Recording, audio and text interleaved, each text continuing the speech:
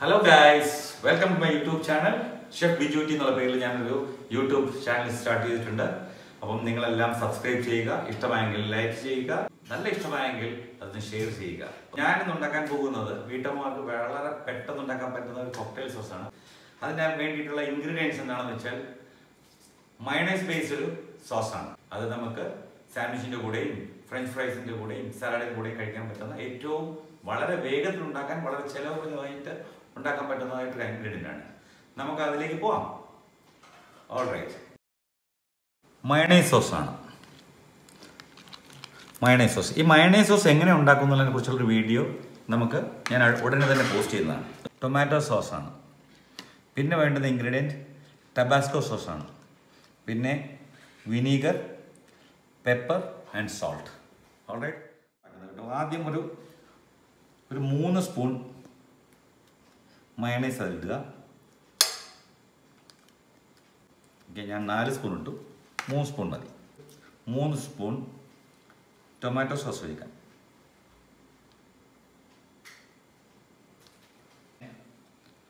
Spicy കൂടുതൽ ഇഷ്ടമുള്ളവർക്ക് കൂടുതൽ ഒഴിക്കാം, സ്പൈസി കുറഞ്ഞവർക്ക് 1 സ്പൂൺ ഒഴിച്ചാൽ മതി.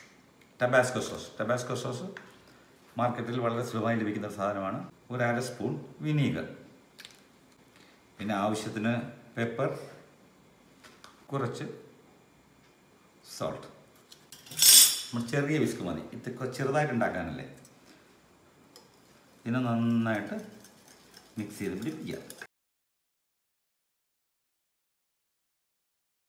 ഏകദേശം അത് മിക്സായി കഴിഞ്ഞു. ഇനി നമുക്കതിലേക്ക് കുറച്ചുകൂടി ടൊമാറ്റോ സോസ് ആഡ് ചെയ്യാം.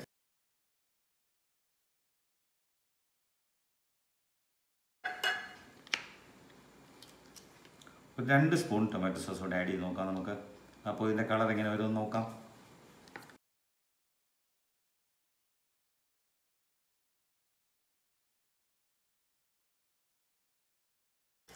ഒരു സ്പൂൺ കൂടെ tomato sauce ഇടുന്നേ.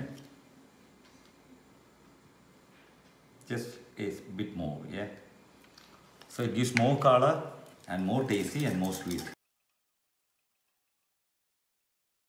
See, the sauce is ready in 2 minutes, and it goes with French fries, it goes with salads, it goes with sandwiches.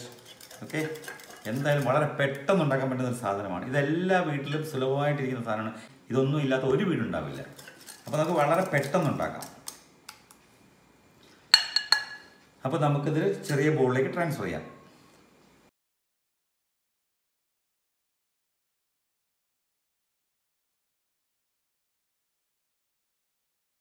അപ്പോൾ നമ്മുടെ കോക്ടെയിൽ സോസ് തയ്യാറായി കഴിഞ്ഞു. Here you go.